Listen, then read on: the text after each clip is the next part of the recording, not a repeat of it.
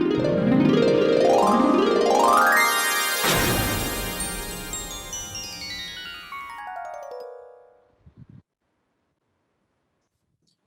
afternoon to everyone and welcome to Ministry of Culture's West Zone Cultural Center Udaipur's program today. Today we are having a masterclass with none other than Shri Raza Murad ji. Raza Murad ji, बहुत-बहुत स्वागत आपका. धन्यवाद. I am Kailash Nath Adhikaria, Managing Director of Governance Now, and we are doing this masterclass for West Zone Cultural Center Udaipur, and we'll be having a very freewheeling conversation with Raza Murad sir, a towering film personality who needs no introduction, as I must say. Has done more than 500 films in 19 languages, has also got the Filmfare nomination for the film Henna. 500 films are such a number that if I start taking the names, it would be evening. But let me take names of some of his prominent films, such as Namak Haram, Prem Rog, Ram Lakhan, Ram Teri Ganga Maili, Padmavat. He's a product of FTII Pune, son of legendary Murad Saab. And अगर बात की जाए मुराद साहब की और रजा मुराद साहब की अगर फिल्मों की फहरिस्त को जोड़ा जाए तो शायद 1000 से ऊपर हो जाती है. So thank you so much Raza sir for joining us today. Raza sir, अगर बात की शुरुआत करें तो how did your acting career start? I mean we all know that you are the son of legendary Murad sahab, but then you know it is not so easy, you know, to make your mark, yourself, your mark as an actor. So how did the journey of acting start for Raza Murad? To be very honest, मैं कभी पढ़ाई में अच्छा नहीं था. I was a total failure in my school days. I was a butt of jokes for all my colleagues, all my teachers. They used to ridicule me. मेरा मजाक उड़ाते थे, मुझे छेड़ते थे, मुझे बुरी करते थे, क्योंकि मैं अच्छा स्टूडेंट नहीं था. बट कैलाश, जिंदगी में इंसान को कुछ ना कुछ तो करना पड़ता है जी. अगर मैं अच्छा स्टूडेंट होता तो शायद डॉक्टर बन जाता, लॉयर बन जाता, इंजीनियर बन जाता. लेकिन शायद ये हम सब की खुशकिस्मती है कि आप एक्टर बने. तो I knew about my shortcomings and I wanted to do something in life. मुझे कुछ करना था. मैं महसूस कर रहा था कि मेरे वालिद साहब की उम्र होती जा रही है और मुझे उनका हाथ बटाना है. तो मैं इतना बुरा स्टूडेंट था कि 6th स्टैंडर्ड में मैं 2 बार फेल हुआ. And then I was chucked out from the school. I was shown the door. जाइए, बहुत हो गया.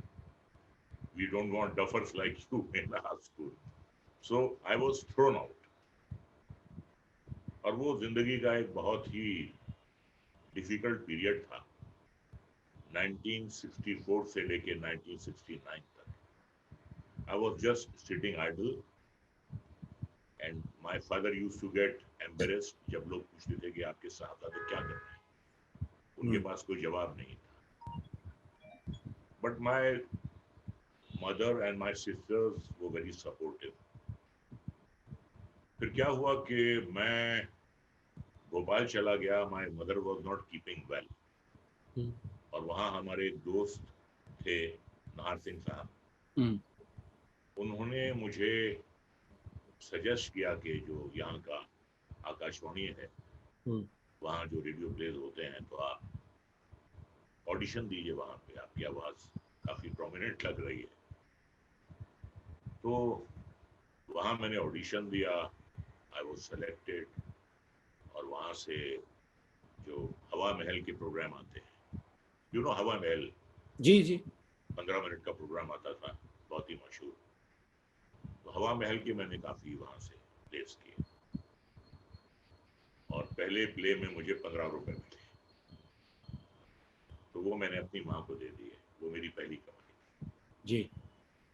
उसके बाद एक कॉन्फिडेंस आया है. और मेरे वालिद साहब ने कहा मुझसे कि पूना में FTII है और अगर तुम मैट्रिकुलेशन कर लो तो मिनिमम क्वालिफिकेशन जो है वहाँ पे मैट्रिकुलेशन है, तो यू कैन अप्लाई दे. क्योंकि उनके ज़माने में इंस्टीट्यूट्स नहीं थे, अगर आज हैं तो उसका फ़ायदा क्यों ना उठाओ. जी बिल्कुल. पास हो गए as a private candidate from Bhopal, Urdu medium, और उसके बाद हम सेलेक्ट भी हो गए। तो जिंदगी का एक नया सफर शुरू हुआ यहाँ से। अक्सर स्कूल के वक्त हम स्कूल बंक करके फिल्म देखने जाते थे। या तो स्कूल में क्लासेस में हमें फिल्म दिखाई जाती थी जी। वर्ल्ड सिनेमा देखा, नेचुरल एक्टिंग क्या होती है, मेथड एक्टिंग क्या होती है, बैड एक्टिंग क्या होती है, हेमिंग क्या होती है, ओवर एक्टिंग क्या होती है, ये सब हमें वहां जाके मालूम हुआ। और वहां से 1971 में मैं पास आउट कर गया as a first class student, first division, जो कि जिंदगी में पहली बार फर्स्ट क्लास मुझे नसीब हुई थी। तो वहां से फिर हमारी जिंदगी की जर्नी शुरू हुई। कैलाश ऐसा था कि मैंने सोच रखा था कि मैं 5 साल दूंगा स्ट्रगल में। जब मैं पास आउट हुआ तो I was just 21 years old. मैंने सोचा कि 26 साल तक देखता हूँ, अगर कुछ होता है तो ठीक है, कहीं तो कुछ और काम करूंगा, कहीं नौकरी करूंगा, बिजनेस करूंगा। अब प्रॉब्लम क्या है कि उर्दू के मैट्रिक पास को कहाँ नौकरी मिलती, वो भी एक प्रॉब्लम थी। और बिजनेस हमारे खानदान में कभी किसी ने की नहीं थी, तो बिजनेस भी करना नहीं आता था, पढ़े लिखे भी नहीं थे। तो हमने सोचा चांस लेते हैं। पहली फिल्म की एक नजर अमिताभ बच्चन, जया बद्री के साथ। फिल्म में लोगों को काम अच्छा लगा, लेकिन फिल्म चली नहीं। उसके बाद गुलजार साहब का एक बार मुझे कॉल आया जी। और कॉल की रिक्वेस्ट कॉल नीचे ग्रोसरी शॉप पे रिक्वेस्ट नंबर था, तो गुलजार साहब ने वहां फोन किया। मेरी उनसे मुलाकात नहीं थी। उन्होंने कहा कि ऋषिदा आपसे मिलना चाहते हैं, और वो एक फिल्म बना रहे हैं नमक हराम, तो उसमें एक शायर का रोल है। तो हम गए, हम ऋषिदा से मिले। ऋषिदा ने एक बात कही कि ये जो रोल है लकी एक्टर्स को 20 साल में एक बार मिलता है जी। और अनलकी एक्टर्स को जिंदगी में कभी नहीं मिलता। और कहने लगे कि मैं एक बात की गारंटी देता हूं कि ये रोल लोग 10 साल तक नहीं भूलेंगे। तो ऋषिदा वाज वेरी रॉन्ग। उन्होंने कहा था कि 10 साल तक नहीं भूलेंगे। आज उस फिल्म को रिलीज हुए 48 इयर्स हो गए, लोग अभी तक नहीं भूले उस रोल को। जी। सो वहां से एक पहचान बनी। बड़ी फिल्म थी, राजेश खन्ना, अमिताभ बच्चन, रेखा, ऋषिकेश मुखर्जी, आर डी बर्मन का म्यूजिक। तो वहां से एक पहचान मिली, बड़ी फिल्म थी, तारीफ मिली, लेकिन फिर भी काम नहीं मिला। और कैलाश अगर काम तजुर्बा नहीं मिला मिला तो मैं किसी को भी दोष नहीं देना चाहता। मुझ में कमियां थी, मैं दुबला पतला था, I was very lanky, wiry thin. तो I wanted to be a villain. अब ना मुझ में विनोद खन्ना जैसी पर्सनैलिटी थी, ना शत्रुघ्न सिन्हा जैसा मैं क्या कहूँ, what would be the right word, जो उनमें एक डैश है। शत्रु साहब में इधर डैशिंग पर्सन, ना मुझ में वो डैश था, ना रंजीत जैसी मेरी फिजिक थी। तो मुझ में ही कमियां थी। और मैं काम करता रहा, कहीं वकील बन गया, कहीं हीरोइन का भाई बन गया, कहीं पुलिस इंस्पेक्टर बन गया, कुछ ना कुछ करता रहा मैं। पंजाबी फिल्में मिली, काफी पंजाबी फिल्में भी की। फिर 1980 में राज कपूर साहब ने मुझे याद फरमाया, और ये मेरे लिए बहुत ही बड़ी बात थी। राज कपूर साहब ने खुद मुझे बुलाया। इससे पहले मैं रणधीर कपूर और ऋषि कपूर के साथ मैं काम कर चुका था। तो एक बार मैंने रणधीर से कहा, एक फिल्म हम लोग कर रहे थे साथ राम भरोसे, मैंने कहा Kapoor, I would like to meet Raj sir. Why do you want to meet Raj Kapoor? I said, I would love to work with him. You know, the kind of films which Raj Kapoor makes, you won't fit into it, Radha. He makes heroine-oriented films, so you won't fit into it. उन्होंने जो भी कहा एक ईमानदारी की बात की, उसमें कोई जी जी लगी लिपटी बात नहीं थी। तो उसके बावजूद राज साहब ने मुझे बुलाया और एक इतनी अच्छी बात कही, कहने लगे रजा साहब, इस किरदार के लिए हमारे जहन में सिर्फ और सिर्फ आप हैं, हमारे पास कोई सेकंड चॉइस नहीं है। हाँ, अगर आप इनकार करेंगे तो फिर हम किसी और के बारे में सोचेंगे। यानी राजा भोज गंगू तेली से ये कह रहा है। लेकिन वो मोमेंट में आपको, आपके अंदर कॉन्फिडेंस कितना भर गया होगा? कैलाश ऐसा था, खुशी हुई लेकिन डर भी लगा। अब उन्होंने मुझे नमक हराम में देखा था जी। अब कहाँ नमक हराम का वो टूटा फूटा, जिंदगी से मायूस, बीमार, भूखा शायर, और कहाँ प्रेम रोग का राजा वीरेंद्र प्रताप सिंह, सुमेरगंज का राजा। तो नॉर्थ पोल और साउथ पोल वाली बात थी जी। अब मेरी खुद समझ में नहीं आया कि मुझे क्या सोचकर इन्होंने इस रोल के लिए बुलाया। आज तक इससे पहले कभी किसी ने मुझे मेन विलन का रोल नहीं दिया था, छोटी फिल्मों में भी नहीं दिया था। ये तो एशिया का सबसे बड़ा शोमैन का ऑफर था जी। तो कैलाश ऐसा है कि मैं हॉकी का बहुत बड़ा फैन। अच्छा। मैं हॉकी के मैचेस में मुंबई से पूना देखने जाता था, दिल्ली देखने जाता था, भोपाल देखने जाता था। I been so fond of hockey. तो हॉकी में क्या होता है कि जो फॉरवर्ड खिलाड़ी होता है जी, उसे पेनल्टी स्ट्रोक तब मिलता है जब वो डी तक पहुंचता है और वहां के डिफेंडर से कोई फाउल होता है, तो वो मिलता है पेनल्टी स्ट्रोक, जो 90% गोल में तब्दील होता है। मैंने कहा कि रजा मुराद, तुम्हें जिंदगी में ये पहला पेनल्टी स्ट्रोक मिला है जी। और इससे गोल में तब्दील होना चाहिए। There is no other way out. You have to prove yourself. जान लगा दे अपनी इस रोल में, और वही हुआ। हमने पहला शेड्यूल किया एंड राज साहब वाज सो रिस्पेक्टफुल कि जब पहले दिन मैं सेट पर गया तो पूरे यूनिट को उन्होंने लाइन में खड़ा किया। मैसूर में राघु करमारकर से लेकर अपने स्पॉट बॉय सबको कतार में खड़ा कहा, भाई रजा साहब पहली बार हमारे साथ काम कर रहे हैं। और सबसे मेरा उन्होंने इंट्रोडक्शन कराया। जैसे कोई हेड ऑफ द स्टेट आता है तो प्राइम मिनिस्टर कैबिनेट से उसका परिचय कराता है, ऐसे उन्होंने मेरा इंट्रोडक्शन कराया, बहुत इज्जत दी। और पहला शेड्यूल हुआ, ये हमने किया था मैसूर में, और जहाँ पद्मनी के साथ मेरा बलात्कार का सीन है वो पिक्चराइज किया था। उससे पहले के भी कुछ सीन किए थे।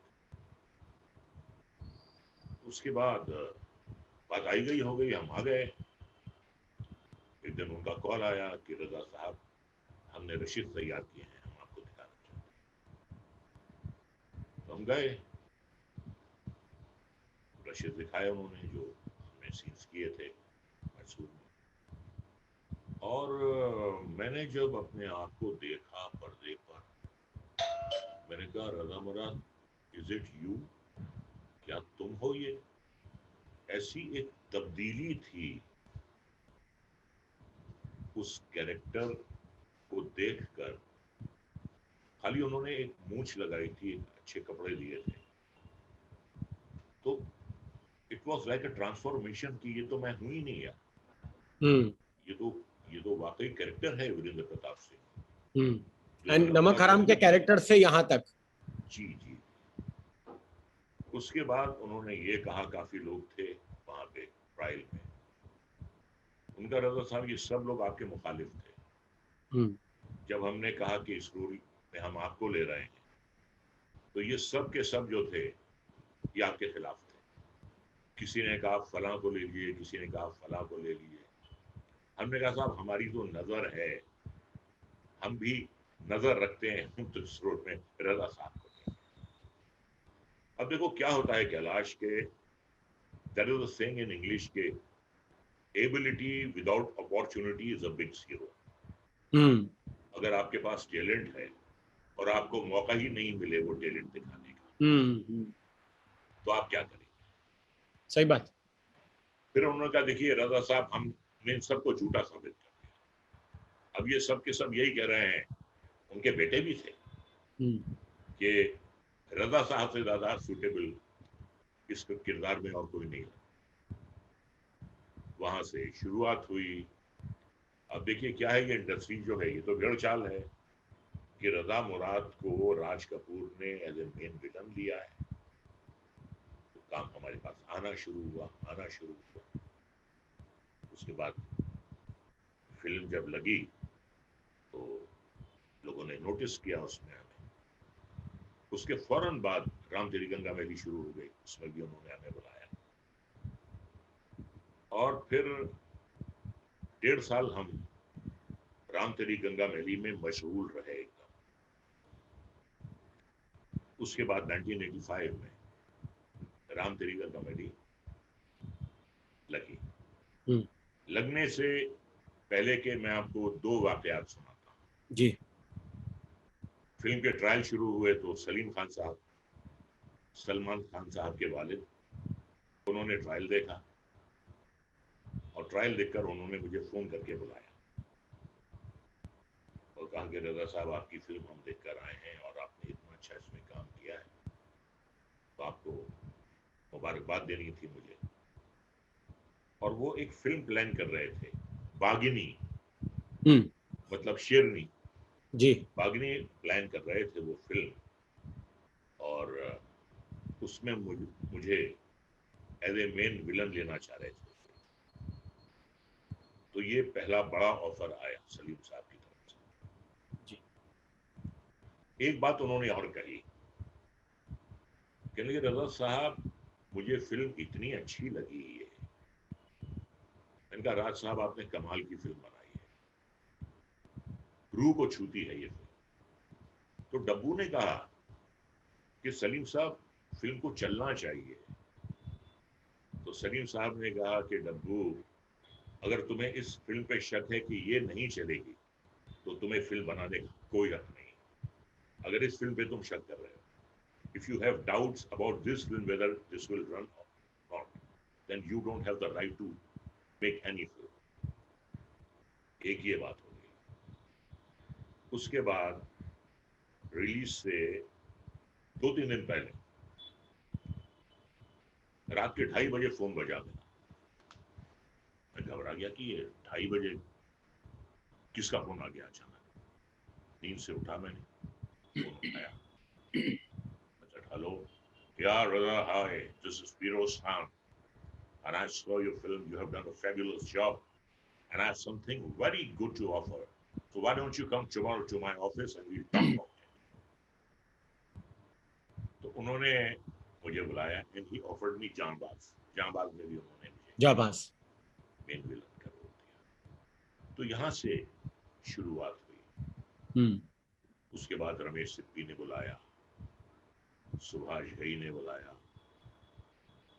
मुकुल आनंद ने बुलाया, जेपी दत्ता ने बुलाया, महेश भट्ट ने बुलाया, लाइन लग गई। उसके बाद तो मेरे पास फिर वापस मुड़ के देखने का वक्त नहीं था। There was no looking back. So I was flooded। और एक कॉलम आता था फिल्म इंफॉर्मेशन में कि किस आर्टिस्ट के पास कितनी फिल्में हैं।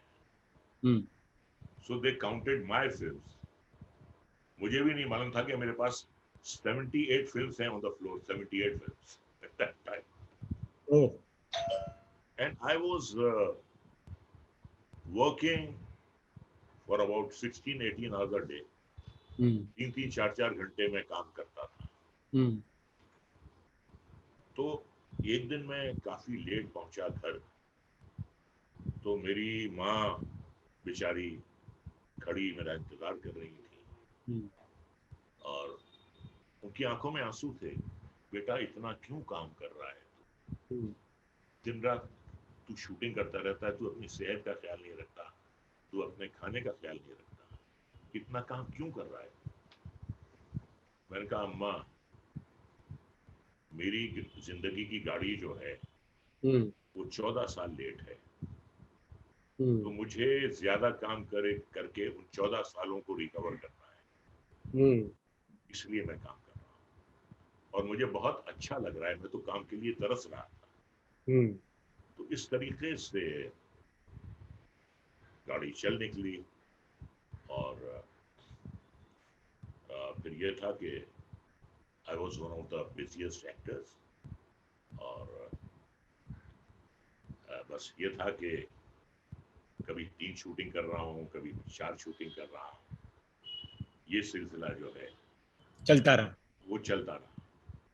बट एंड आप लेटर में ऑन एक जो सबसे खासियत है, the how much ever I know you, is that and I tell it to others as well, that hard working की जो क्वालिटी आप में है, वो शायद हम सबको आपसे सीखनी चाहिए. एंड आज जो ये दर्शक जब देखेंगे ये हमारे west zone cultural centre Udaipur का, I like to say that mister Raza Murad is the most hard working person I have ever known. And the one of the reasons, chota muh badi baat hai, but one of the reasons that actors of his age, some other of his contemporaries may not be so relevant, but today even he is relevant and we know him. Everyone knows him because he is such a hardworking person. I have never ever seen in my life that for work he has ever said a no, be it any time of the hour. तो क्या आप इसे एक चीज मानते हैं कि एक एक्टर में जैसे बाकी गुण होने चाहिए, बट ये एक बहुत बड़ा गुण है, और जितने भी एस्पिरेंट एक्टर है सर, उन्हें आप क्या कहना चाहेंगे? कोई शॉर्टकट नहीं है जिंदगी में सिवाय हार्डवर्क के. जी. कोई कैप्सूल नहीं आता कि आप खा लें और आप फर्राटे भरने लगे. जी. You have to work hard, you have to work hard. जी बिल्कुल, इसका कोई अल्टरनेट नहीं है. और कैलाश, मैं आपको एक मिसाल देना चाहूंगा जी, कि पंजाबी फिल्मों का मुझे ऑफर आया. जी. लैंग्वेज मुझे बिल्कुल नहीं आती थी, मेरी मदर टंग नहीं थी, तो मैंने बहुत सी पंजाबी फिल्में की. लोगों ने मुझे एक्सेप्ट किया वहां पे, and I did around 40 Punjabi films. 40. तो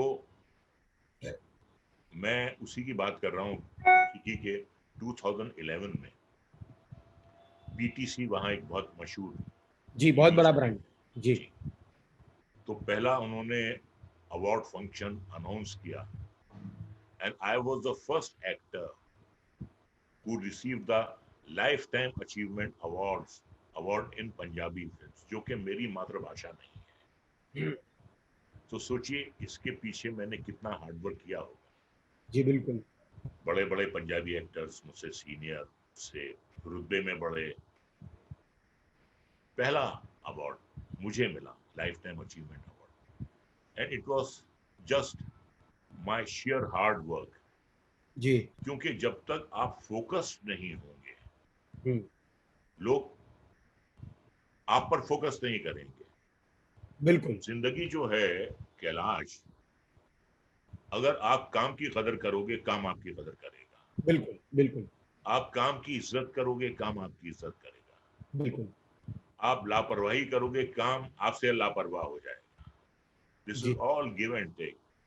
एंड अपार्ट फ्रॉम दैट, मेरा ये मानना है कि भाई, अगर एक प्रोड्यूसर डायरेक्टर आपके पास आता है तो इस भरोसे से आता है कि जो रोल वो आपके पास लेकर आया है, आप उस रोल के साथ इंसाफ करेंगे जी।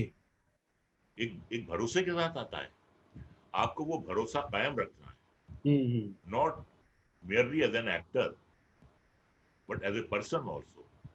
बिल्कुल। You have to be cooperative, you have to be understanding. जी। क्योंकि हमने बहुत से ऐसे कमाल के एक्टर देखे हैं जो लाइफ में बड़े डिफिकल्ट थे, they could not pull through because of their this kind of nature. ज़्यादा आगे तक नहीं जा पाए वो. They were very difficult to get, they were very hard to get. तो ये है कि अगर आपको जितनी भी होशियारी दिखानी है आप कैमरे के सामने दिखाइए ना, आपको मौका मिलेगा होशियारी दिखाने का. You have to be cooperative, you have to be understanding. किरदार में दिखाइए जो अंदर की होशियारी हो, किरदार में बिल्कुल. You have to be adjusting. बिल्कुल. तो ये जो ईगो है ये इंसान का सबसे बड़ा दुश्मन है. बिल्कुल बिल्कुल. सेल्फ रिस्पेक्ट होना चाहिए. ईगो अगर आप में है तो फिर आपको बाहर के दुश्मनों की जरूरत नहीं है. वो आपका ईगो, आप खुद ही के, आपका ईगो ही खुद आपको ही खा चिंगारी जाएगा. जला सकते हो. जी. तो इस तरीके से हमने आज भी ऐसा होता है कैलाश, जो भी फिल्म आती है हमारे पास, बड़ी हो छोटी हो, आई गिव माई 100%. बिल्कुल. और मुझे अगर लगता है कि शॉट अच्छा नहीं हुआ है तो मैं रिक्वेस्ट करता हूँ कि एक और करते हैं, एक और करते हैं. वरना मुझे रात को नींद नहीं आती कि I could have done better लेकिन मैंने किया नहीं. तो हम ऐसे काम करते हैं. और रोल को कैसे अप्रोच किया जाए रजा साहब जी? एक रोल को, एक एक्टर एक रोल को कैसे अप्रोच करे? आपने कैसे इतने सारे रोल, 500 फिल्मों में अलग अलग रोल, अलग अलग भाषाएं में आपने किरदार निभाए, आपने हर एक किरदार को कैसे अप्रोच किया? मान लीजिए, चलिए आपने जो एग्जांपल दिया नमक हराम में मैं शायर बदनाम हो, या फिर आप विलन बने, जो आपने अपने आप में ट्रांसफॉर्मेशन देखा, बाकी आपको कितने आगे जाके रोल मिले, हर एक रोल को एक एक्टर अप्रोच कैसे करे? इसी को तो प्रोफेशनल एक्टर कहते हैं. जी. इसी को प्रोफेशनल एक्टर कहते हैं कि गिरगिट की तरह जो रोल हो उस रंग में वो रंग जाए, उस रंग में वो रंग जाए. बिल्कुल. वरना एक आम आदमी में और एक अच्छे एक्टर में फिर क्या फर्क हुआ? लेकिन उसमें क्या होता है कैलाश, कि बात सिर्फ एक्टर की नहीं होती. Director is the most important factor of a film. Is the captain of the ship. Captain of the ship, and apart from that, he knows कि आपके क्या स्कोरिंग पॉइंट्स हैं, उनको कैसे उभारा जाए, आपके क्या वीक पॉइंट्स हैं, उनको कैसे पीछे रखा जाए, आपकी एंट्री पे कैसा बैकग्राउंड म्यूजिक दिया जाए, आपको कैसे वन लाइनर्स दिए जाएं, आपको कैसे पंच लाइन्स दिए जाएं, जिसे कहते हैं टेलर मेड रोल. तो बहुत डिपेंड करता है कि आप किस डायरेक्टर के साथ काम कर रहे हैं. मैं आपको मिसाल देता हूं. राज कपूर साहब के साथ मैंने 3 फिल्में की. तीनों फिल्में लोगों को याद है. प्रेम रोग, राम तेरी गंगा मैली एंड हेना. संजय लीला बंसाली के साथ मैंने 3 फिल्में की. तीनों फिल्में मेरे किरदार लोगों को याद हैं. सुभाष घई जी के साथ मैंने एक फिल्म की, राम लखन. वो कैरेक्टर आज भी लोगों को याद है, सर जॉन का रोल था. और उसके अलावा ऋषिदा के साथ नमक हराम. तो ये जो है फिल्म मेकिंग जो है ये डायरेक्टर का मीडिया है. जी. आप मेहनत करते हैं, अब एक इमोशनल सीन है, आपने अपनी आंखों में आंसू भर लिए, लेकिन कैमरा जो है वो मिड लॉन्ग में है या लॉन्ग में है, तो आपकी आंखें कहाँ दिखाई देंगी? या एक बड़ा इंपॉर्टेंट शॉट है, वो कैमरे पे आपकी बैक हेयर उन्होंने ले लिया, तो कहाँ उसका असर होगा? तो अच्छा जो डायरेक्टर होता है, why the actors are ready to give their left and right hand to work with a good director. ये डायरेक्टर का मीडिया है. हम भी मेहनत करते हैं और जब अच्छा डायरेक्टर हमें मिलता है तो वो उसका जलवा होता है, आपकी जो प्रेजेंटेशन होती है वो उसका जलवा होता है, किस तरीके से वो आपको प्रेजेंट कर रहा है। बिल्कुल। तो बाकी ये है कि तो सबसे मुश्किल रोल कौन सा रहा जीवन में, अगर 500 फिल्मों की ट्रेजेक्टरी देखे जाए, इतने रोल देखे जाए, तो आपको निभाने में सबसे मुश्किल रोल आप किसे मानेंगे? Good question. कैलाश, मैंने as you had earlier mentioned that मैंने 19 जबानों में काम किया है। जो सबसे मुश्किल रोल मुझे आज तक लगा जी, वो एक तेलुगु फिल्म थी, चिन्ना। अब तेलुगु का तो मैं एक शब्द नहीं जानता, पंजाबी तो थोड़ी बहुत सुन लेता था, Telugu I was totally alien to the language. और उसके बाद क्या हुआ कि मुझे फिल्म ऑफर हुई। मैंने कहा कि भाई मैं तेलुगु तो नहीं आती मुझे, क्या रोल है? तो उन्होंने कहा कि पब्लिक प्रोसिक्यूटर का रोल। अरे मैंने कहा भाई मैं तो हिंदी में मुश्किल हो जाती है प्रोसिक्यूटर, तो तेलुगु में तो करना, क्योंकि आपको तमाम वाकयात बयान करने पड़ते हैं। जी जी। 7:14 पर मुलजिम बनवारी लाल की छठी उंगली में एक अंगूठी पाई गई जो धन्ना लाल ज्वेलर्स के हाथ से उसने बनवाई थी। ये बड़े इंफॉर्मेटिव डायलॉग होते नहीं, हैं। और कितने आपको आईपीसी के धाराएं के सेक्शन वो बराबर बोलने पड़ते हैं। वो आपको बिल्कुल बोलने नहीं पड़ते हैं, आपको जहन में बिठाने पड़ते हैं, बिल्कुल। तभी तो आप बोलेंगे। मैंने कहा भाई ये तो मैं नहीं कर पाऊंगा। उनका कोई बात नहीं, आपके डायलॉग जो है हिंदी में। मैंने कहा तब ठीक। जब सेट पर हम पहुंचे कैलाश, तो असिस्टेंट आया और 4 पेज उसने मुझे मेरे हाथ में रखे। मैंने कहा सुनाइए। तो वो तेलुगु में फर्रने लगा। मैंने कहा ये क्या है? कहले sir your dialogues. I said I won't be able to speak a single line, but sir the director has changed the conception. Previously it was in Hindi, now you have to speak in Telugu. वो 4 दिन मेरी जिंदगी के मैं जानता हूँ कैसे गुजरे हैं। यहाँ पे कटआउट में लिख दिया, थोड़ी प्रॉम्प्टिंग ले ली, फिर टर्न करके इस तरफ आया तो यहाँ पर एक और कटआउट था। वो मैंने सुनकर, प्रॉम्प्टिंग लेकर, कटआउट पे इंग्लिश में डायलॉग लिखकर मैंने वो सीन किए। लेकिन उसकी ब्यूटी ये है कि अगर आप फिल्म देखेंगे तो लगेगा नहीं होगा, आपको अंदाजा नहीं होगा। एक एक्टर में क्या खूबियां होनी चाहिए रजा साहब, अगर एक इंसान को एक्टर बनना है? तो जैसे मान लीजिए, चाहे चेकलिस्ट अभी के लिए हम वर्ड दे दे कि भाई आप में जैसे अगर किसी को इंजीनियर बनना है तो डिग्री होनी चाहिए, डॉक्टर बनना है तो फला के एमबीबीएस होना चाहिए, फिर आगे के आप जो करें। एक अच्छा एक्टर बनना है तो उसमें खूबियां क्या होनी चाहिए? 3 चीजें होनी चाहिए। जी 3 चीजें।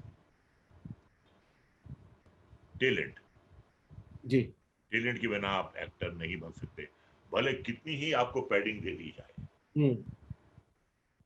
बेसिक टेलेंट होना जरूरी है। आप किसी के भाई हैं, किसी के भतीजे हैं, किसी के भांजे हैं, किसी के बेटे हैं, किसी के जीजा हैं, that is beside the point. How do you perform in front of the camera, that counts. और वो बिना टेलेंट के नहीं हो सकता। टेलेंट। उसके बाद आता है hard work. You cannot take the things for granted.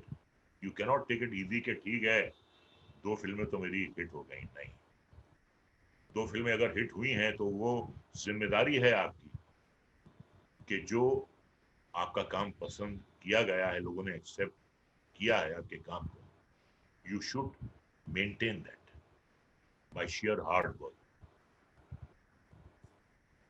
Talent, hard work, and last but not the least, lady luck. Lady luck has to be on your side. उसके बिना कुछ नहीं होता। देखिए, मैं एग्जांपल देता हूं, अमिताभ बच्चन की 14-15 फिल्में फ्लॉप हो गई।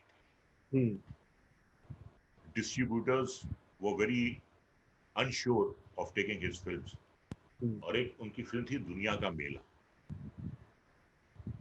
तो 15-16 फिल्में जो उनकी फ्लॉप हुई, तो डिस्ट्रीब्यूटर ने कहा we don't want this hero, इसको आप बदलिए, हम नहीं लेंगे। So Amitabh Bachchan was thrown out of the film and was replaced by Mr. Sanjay Khan, and the heroine was Rekha.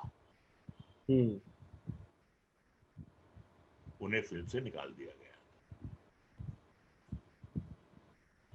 उसके बाद कहानी यह है कि Prakash Mehra was in search of a hero for Ganjir. Devanand साहब के पास गए तो उनका भाई इसमें गाने कितने हैं? कहने लगे गाने हैं लेकिन आपके नहीं है। कहने लगे नहीं, मैं बिना गाने की तो फिल्म नहीं करूंगा। उसके बाद प्रकाश मेहरा went to राजकुमार जानी for the role। उनका जानी ये तो ठीक है, फिल्म आपकी, किरदार भी अच्छा है, कहानी भी अच्छी है, लेकिन जानी ये जो आपके जिस्म से बिजनौरी तेल की बू आती है, ये हमें पसंद नहीं। जानी वाज लाइक दैट। और वहां से वो आ गए वापस। फिर उन्होंने धर्मेंद्र जी को अप्रोच किया, and he was too busy, धर्म जी। सो जावेद साहब suggested the name of Amitabh Bachchan. अगर वही फिल्म जानी या धर्म जी या देव साहब कर लेते तो क्या होता। तो यहां से साहब तकदीर ने पलटा खाया। अमिताभ बच्चन को वो फिल्म मिली, 1973 में रिलीज हुई, and the rest is history. The rest is, ये होता है। खैर वो तो बहुत बड़े एक्टर हैं, मैं अपनी मिसाल देता हूँ। बिल्कुल बिल्कुल। अगर राज साहब मुझे नहीं बुलाते, राज साहब मुझे अपनी 3 फिल्मों में as a main villain role नहीं देते, तो मैं वही छोटे छोटे रोल कर रहा होता। कहीं वकील बन गया, कहीं डॉक्टर। जैसे आपने कहा ना कि किसी में एबिलिटी है, लेकिन अगर उसे वो मौका ना मिले जी तो जी। लेकिन आज का जमाना अगर देखा जाए रजा साहब, तो अभी कास्टिंग डायरेक्टर्स आ गए हैं, काफी कॉर्पोरेट एक स्ट्रक्चर आ गया है। कास्टिंग डायरेक्टर्स मतलब प्रोडक्शन हाउस जो बनाता है, कास्टिंग डायरेक्टर को रखता है, कास्टिंग डायरेक्टर उस हिसाब से रोल के हिसाब से लोगों का चयन करता है और वही अप्रोच करता है। तो जो मान लीजिए जो मुंबई में नहीं है, मुंबई में नहीं है या किसी महानगर में नहीं है, लेकिन एक्टर बनना चाहता है, तो वो आज के जमाने में किस तरीके से अप्रोच करे, कैसे अपने इस ड्रीम को फुलफिल करे? नहीं, देखिए, आपको मंडी में तो आना पड़ेगा। मुंबई जो है वो मंडी है। बिल्कुल। तो मंडी में तो आपको आना है, उसके बिना तो काम चलेगा नहीं। हेडक्वार्टर तो आपको आना पड़ेगा। हाँ। तो उसके लिए देखिए क्या है कि first and foremost you should have the enough money to stay in this costly city। हर किसी के बस की बात नहीं है। एकोमोडेशन महंगा है, ट्रांसपोर्ट महंगा है जी। हर चीज महंगी है, फिर आपको अपने आप को मेंटेन करना है। सो अनटिल एंड अनलेस अगर आपको घर से सपोर्ट नहीं है फाइनेंशियली, तो it is very difficult to stay in this city until and unless you are well established। तो जिंदगी में चांसेस तो लेने पड़ते हैं, और अगर घर वाले अगर सपोर्टिव हैं तो बड़ा अच्छा हो जाता है फिर बिल्कुल के लिए स्ट्रगल करना। क्योंकि देखिए, शुरू में जब आप स्ट्रगल कर रहे हैं, पैसा तो आपको तब मिलता है ना जब आप काम करें। जी। अब आप काम की तलाश में हैं तो आपको तो कोई पैसा देगा नहीं। बिल्कुल। तो देखिए, हमारे जमाने में तो कोई भी कास्टिंग डायरेक्टर नहीं होता था। बिल्कुल। या तो डायरेक्टर सेलेक्ट करता था या जो चीफ असिस्टेंट होता था वो सेलेक्ट करता था, या मिलजुल के वो बैठकर सोचते थे कि किसको लिया जाए इसमें। आज कास्टिंग डायरेक्टर्स हैं जो अपनी जॉब करते हैं, तो कास्टिंग डायरेक्टर्स के आने से काफी आसानी हो गई है। फिर आपको हर जगह दर दर भटकना नहीं पड़ता है।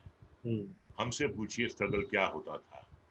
हम अपनी ब्लैक एंड व्हाइट तस्वीरें लिए, कभी फेमस स्टूडियो से तारदेव एयर कंडीशन मार्केट जा रहे हैं, कभी मॉल स्टूडियो जा रहे हैं, कभी फिल्मिस्तान जा रहे हैं। वो स्ट्रगल होता था। और जब हम फिल्म दिखाते थे तो ये कुछ भी डिजिटल था नहीं। हम अपनी फिल्मों की रील्स लेकर घूमते थे, थिएटर बुक करते थे। आज तो ये डिजिटली इतना आसान हो गया है, हमने बड़ी मुश्किलें उठाई हैं सर। आज इन कंपैरिजन आज तो बहुत आसान है, शोरील बना लेते हैं लोग अपने, और जो आपका कास्टिंग डायरेक्टर होता है वो देख लेता है, और फिर जो आप रखते हो बंदे को जो आपका काम देखता है, then he takes care of everything. ऐसी कंपनीज भी हैं जो स्ट्रगलिंग एक्टर्स हैं उनके तमाम बायोडाटा रखती हैं, उनकी तस्वीरें रखती हैं, उनकी शो रील्स रखती हैं। तो जरूरत पड़ने पे वो प्रोडक्शन हाउसेस को दिखाते रहते हैं। तो आज बहुत आसानी है बिल्कुल हमारे जमाने के मुकाबले। बिल्कुल। बट मैंने कहा ना आपसे कि तकदीर बहुत इंपॉर्टेंट होती है, बहुत इंपॉर्टेंट होती है। लेकिन सिर्फ तकदीर पर ही डिपेंड नहीं किया जा सकता। आप हार्ड वर्क करते रहो, आप फोकस्ड रहो। जी जी। देखिए जो पहिया होता है वो कभी ऊपर जाता है, कभी नीचे आता है। इंसान का वक्त भी बदलता है। अच्छा वक्त नहीं रहता तो बुरा वक्त भी नहीं रहता, बुरे वक्त के बाद अच्छा वक्त आता है। ये कुदरत हर रात के बाद एक सुबह आती है। हाँ बिल्कुल, रात के बाद एक उज्जवल सुबह का आना यकीनी है। बिल्कुल। तो ये है। और आज ऑडिशंस होते हैं, आपको ऑडिशन देने पड़ेंगे, but Kailash, you have to be cut above the rest. It is survival of the fittest. अगर 50 लोगों ने ऑडिशन दिया है तो you have to be best. बिल्कुल। वो रिश्ते निभाने के लिए, वो दोस्ती निभाने के लिए ऑडिशन नहीं ले रहा है। They mean business, they want a good suitable actor. Absolutely. Who could deliver the goods in the stipulated time. Absolutely absolutely. जैसे आपने पहले कहा कि भाई आपके पास अगर कोई डायरेक्टर प्रोड्यूसर अप्रोच करता है तो आप ये बात ध्यान में रखते हैं कि भाई वो एक आशा के साथ, एक विश्वास के साथ आपको अप्रोच कर रहा है कि भाई ये रोल आप ही उसको कर पाएंगे। तो नेचुरली एक कैलाश, एक्टर के, अगर रोशनी कम है तो मैं रोशनी बढ़ा दूं थोड़ी? नहीं रोशनी है, रोशनी है। सफिशिएंट? या सफिशिएंट सफिशिएंट। पक्का ना? हाँ हाँ हाँ, आप चाहे तो थोड़ा वॉल्यूम बढ़ा सकते हैं। अच्छा, ठीक है जी कैलाश जी। हाँ, तो जैसे आपने कहा कि एक एक्टर को ये बहुत बात ध्यान में रखनी चाहिए कि जब उसके पास कोई रोल ऑफर होता है कि किसी ने बहुत सोच समझ के उसे वो रोल ऑफर किया है, तो कहीं ना कहीं वो उस रोल में बहुत अच्छे से बैठता है। तो एक डिसिप्लिन जो है वो भी एक एक्टर के जीवन में एक बहुत बड़ी खूबी होनी चाहिए। मैं आपको एक मिसाल देता हूँ जी। हमारे एक मित्र थे जो आज नहीं है, बेचारे गुजर गए। तो अच्छी पर्सनैलिटी थी, फाइट सीन बहुत अच्छे करता था, just an average actor but very good looking, very good physique and a good fighter. उनकी प्रॉब्लम क्या थी? उन्हें सिर्फ 3 चीजें पूछनी थी जिंदगी में, लड़की, लड़की और लड़की, दिमाग में लड़कियां घूमती रहती थी। मैं समझा था, मैंने कहा क्या कर रहा है तू यार, काम छोड़ के लड़की के पीछे जा रहा है। मैंने कहा सुन भाई, जब तू कामयाब होगा ना तो लड़कियां खुद तेरे पीछे आएंगी, तुझे जाने की जरूरत नहीं। बिल्कुल। काम पे ध्यान रख, काम पे ध्यान रख तो हर चीज मिलेगी। लेकिन अगर तुमने प्रायोरिटी लड़कियों को बना लिया काम के बजाय, then you are gone. Focus नहीं हिलना चाहिए। हाँ, फोकस नहीं हिलना चाहिए। हाँ, फोकस रखिए, हर चीज मिलेगी यार। अगर आप सपने देखते हैं कि साहब मेरे पास बंगलो हो, मेरे पास लिमो हो, मेरे पास बैंक बैलेंस हो, मैं सेलिब्रेट हूँ, वो बिना काम के नहीं मिलेगा। उसके लिए आपको काम करना है। कोई आपके पास अलाउद्दीन का चिराग नहीं है कि उसे आपने घिसा और बंगलो आ गया। काम करो, काम करो, काम, उसके बिना। And he never took his work seriously and ultimately he died a very tragic death. I won't like to name. ये होता है। कहने का मतलब ये है कैलाश, जैसा कि मैंने पहले कहा, मैं अपनी बात को फिर दोहरा रहा हूँ, काम के साथ सिंसियर रहो, काम आपके साथ सिंसियर है। बिल्कुल। काम की वैल्यू करो, काम आपको वैल्यू देगा। बिल्कुल, काम की इज्जत करो तो काम आपकी इज्जत करेगा। और काम को अगर आप इग्नोर करोगे तो काम आपको इग्नोर। वेरी। एक लास्ट पीस ऑफ एडवाइस क्या देंगे जो आज ये waste zone cultural centre Udaipur के जो दर्शक देखेंगे, जो उनके स्टूडेंट्स फैकल्टी मेंबर्स देखेंगे आपकी ओर से? एक इतने, I think more than now you have touched 50 years in the industry. This is my 50th year. 50th year, तो एक 5 दशकों, गोल्डन जुबली ईयर, एब्सोल्युटली। तो 5 दशकों के एक सभी एक्सपीरियंसेस का सारांश क्या है? वो 5 दशकों का सारांश 5 मिनट में बताना बहुत मुश्किल है, उसके लिए हमें एक अलग प्रोग्राम करना पड़ेगा। बहरहाल मैं कैलाश ये कहूंगा आपसे, जो आपने नए एक्टर्स की बात की है, you have to correctly value yourself, correctly, accurately. देखिए, हमारे मुल्क की आबादी जो है वो 130 करोड़ की है, और मुश्किल से 130 एस्टेब्लिश एक्टर नहीं है हमारे।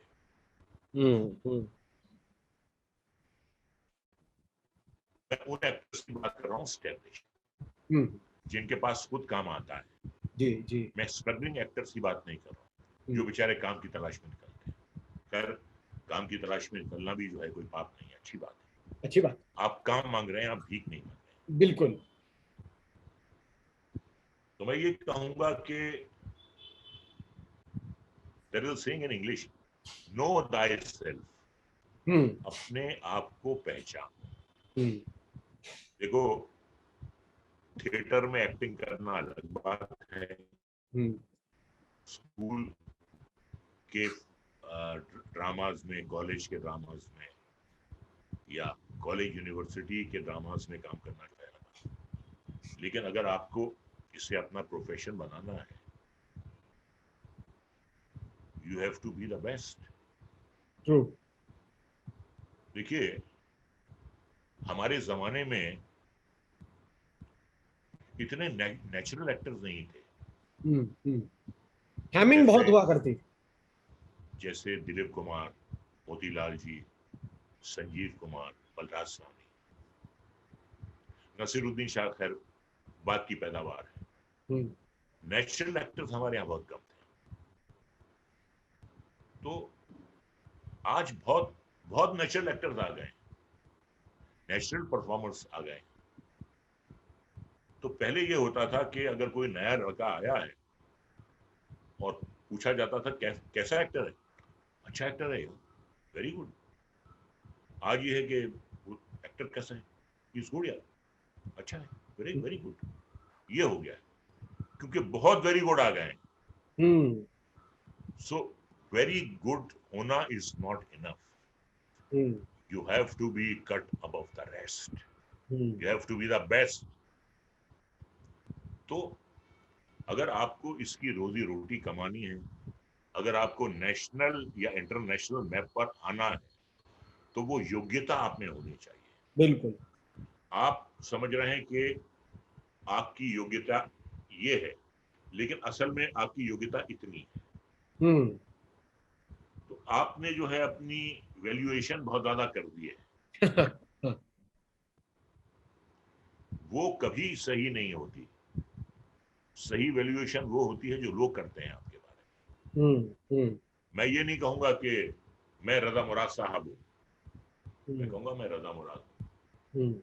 अगर मैं काबिल इज्जत हूंगा तो सामने वाला कहेगा रजा साहब कैसे हैं, खुद साहब लगाएगा वो। मैं ये नहीं कहूंगा कि आइन रजा साहब। अगर मैं इज्जत के काबिल होऊंगा तो इज्जत मुझे बाहर से मिलेगी।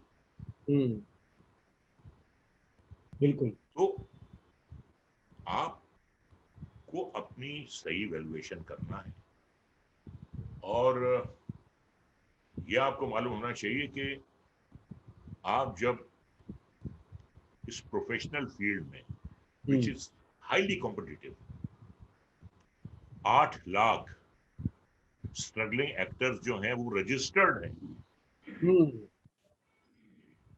Registered 8 lakhs। तो या तो आप आए, आप में कुछ ऐसी बात होनी चाहिए कि आपको काम मिले, वरना कंपटीशन बहुत ज्यादा है, बहुत ज्यादा कंपटीशन है। देखिए क्या होता है कैलाश,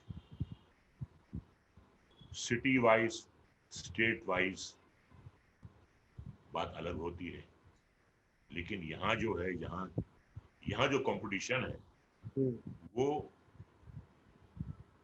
नेशनल वाइज है। यानी जैसे टेस्ट प्लेयर होता है, वो नेशनल टीम में जब आता है तो कहाँ कहाँ खेलता है वो, स्कूल में खेलता है, कॉलेज में खेलता है, यूनिवर्सिटी में खेलता है, इंटर यूनिवर्सिटी में खेलता है, जोन से खेलता है, उसके बाद दुलीप ट्रॉफी खेलता है, रणजी ट्रॉफी खेलता है, वहां स्कोर करता है, उसके बाद उसका सिलेक्शन जो है नेशनल टीम में होता है। तो स्कूल के प्लेस करना अलग बात है, कॉलेज के ड्रामे करना अलग बात है, लेकिन नेशनल टीम में खेलना एक अलग बात है। वो आप में काबिलियत, वो आप में योग्यता होनी चाहिए। अभी मैंने काफी नए एक्टर्स के इंटरव्यूज देखे, तो कुछ में बड़ा कॉन्फिडेंस है, और कुछ जो हैं जरा सी उन्हें जब शोहरत मिलती है तो वो कुछ लोग हजम नहीं कर पाते। आपका डाइजेशन बहुत स्ट्रांग होना चाहिए भाई, चीजें हजम करना, क्योंकि देखो क्या है, नेम और फेम ये बहुत इंटॉक्सिकेटिंग है। Money, name, fame are very intoxicating. They can bind you and blind you. Digestion होना चाहिए अच्छा। I did this and I did that and I was, अरे यार करो चुपचाप, कहो मत, बोलो मत, तुम्हारा काम बोलेगा ना कैमरे के आगे यार। हमने आज तक कभी अमिताभ बच्चन के मुंह से या नसीरुद्दीन शाह के मुंह से या दिलीप साहब के मुंह से या संजीव कुमार के मुंह से खुद की तारीफ नहीं सुनी कि मैंने ये कर दिया और मैंने ये झंडे गाड़ दिए। तुम्हारा काम, तो आपका काम खुद बोलेगा, जनता खुद बोलेगी, सामने से काम खुद बोलेगा। हाँ, तो मैंने अभी एक इंटरव्यू देखा, बड़े अच्छे एक्टर हैं Pankaj Tripathi, how he came to Mumbai, he was out of job, और उनकी वाइफ वाज अ टीचर, तो किस तरीके से उन्होंने अपनी वाइफ को के लिए जॉब की कोशिश की स्कूल में, and he was unemployed, his wife was the only earning member. तो ये कहना भी बहुत बड़ी बात है।